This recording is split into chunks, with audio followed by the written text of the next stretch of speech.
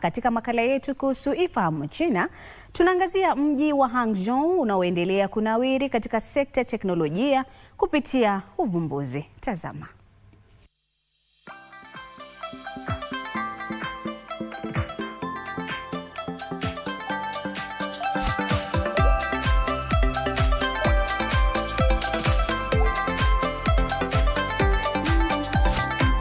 Hujambo na karibu katika kipindi cha Ifahamu China. Mimi ni Zakia Peng.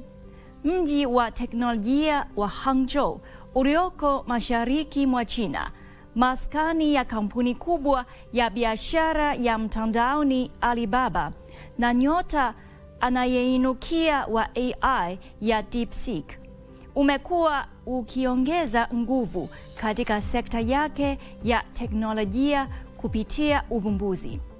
Kama mwanzilishi katika kuendeleza sekta ya roboti, mji wa Hangzhou sasa umeibuka kuwa kitovu muhimu cha sekta ya AI. Kwa kuanzisha maabara ya Zhejiang, Hangzhou imekuwa ikiendeleza kwa kasi miradi ya kisasa inayohusisha kompyuta inayoongozwa na akili bandia, ushirikiano wa kompyuta na ubongo, aina mpya za chipsi na majukwaa huria ya AI. Mbali na hayo, Hangzhou imezindua mfululizo wa hatua nzuri za kuboresha mazingira yake ya biashara ili kuvutia makampuni zaidi kuanzisha shughuli huko.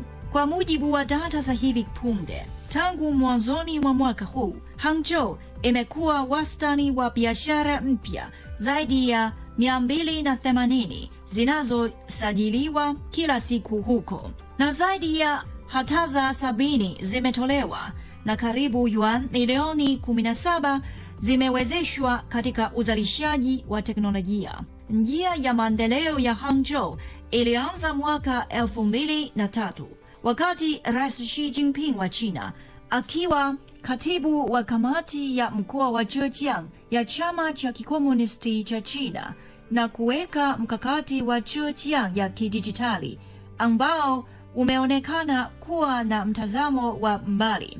Rais Xi amefanya kaguzi nyingi mkoani Zhejiang akisisitiza umuhimu wa kutumia fursa zilizoletwa na mfumo wa kidijitali wa viwanda. Hangzhou sasa imejiendeleza kama kitovu muhimu katika sekta ya mtandao na teknolojia inayoendesha maendeleo katika biashara ya mtandaoni, AI na mabadiliko ya kidijitali.